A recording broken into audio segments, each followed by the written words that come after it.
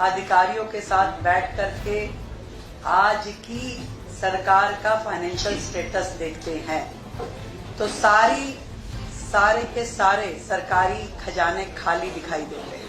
मैंने भारतीय जनता पार्टी की सरकार के शपथ ग्रहण से पहले ही ये भविष्यवाणी करी थी कि भारतीय जनता पार्टी की सरकार कोई ना कोई बहाने जरूर बनाएगी काम ना करने के, अपने वादे ना पूरे करने के।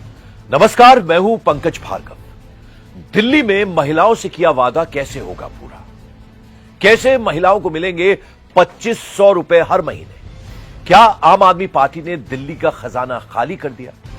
ये कुछ सवाल हैं जिनका जवाब दिल्ली पूछ रही है। दिल्ली की नई मुख्यमंत्री रेखा गुप्ता ने हाल ही में दावा किया कि पिछली आम आदमी पार्टी सरकार ने राज्य का खजाना खाली कर दिया। फिर भी उन्होंने भरोसा दिलाया है कि बीजेपी सरकार अपनी महत्वाकांक्षी महिला समृद्धि योजना को जरूर लागू करेगी। इस योजना के तहत दिल्ली की पात्र महिलाओं को हर महीने 2500 रुपए की आर्थिक मदद दी जाएगी। मुख्यमंत्री रेखा गुप्ता ने कहा कि इस योजना को लागू करने के लिए अधिकारियों के साथ कई दौर की बैठकें हो चुकी हैं। हालांकि उन्होंने ये बात भी मानी कि मौजूदा वित्तीय स्थिति चुनौतीपूर्ण है, फिर भी सरकार इस योजना को लागू करके ही रहेगी।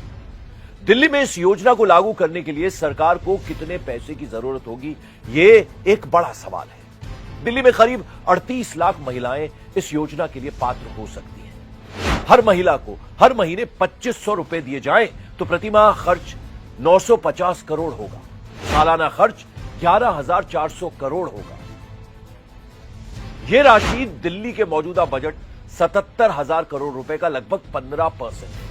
अगर दिल्ली सरकार इस रकम को अपनी मौजूदा आय से पूरा नहीं कर पाती तो उसे कर्ज लेना पड़ेगा। पिछली आप सरकार के दावे के हिसाब से दिल्ली एक रेवेन्यू सरप्लस राज्य था।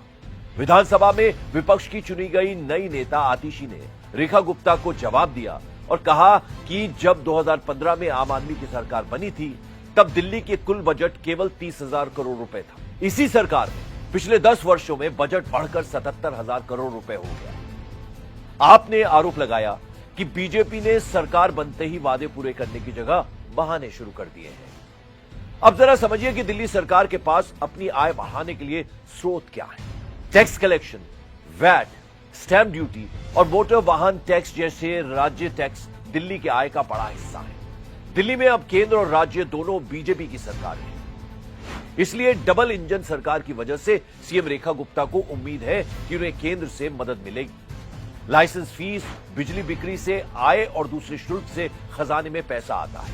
जरूरत पड़ने पर सरकार बॉन्ड्स जारी कर या वित्तीय संस्थानों से कर्ज ले सकती है। बीजेपी 26 साल बाद दिल्ली में सत्ता में वापस लौटी है। जनता से किए वादे पर उसे खरा उतरना है। इसीलिए वादों को पूरा करने की चुनौती एक बड़ा चैलेंज है। महिला समृद्धि योजना महिलाओं के लिए आर्थिक सहायता का वादा है और बीजेपी की विश्वसनीयता की भी परीक्षा है। क्या यह योजना समय पर लागू होगी या वित्तीय चुनौतियां इसे रोक देंगी, ये आने वाले दिनों में साफ हो जाएगा।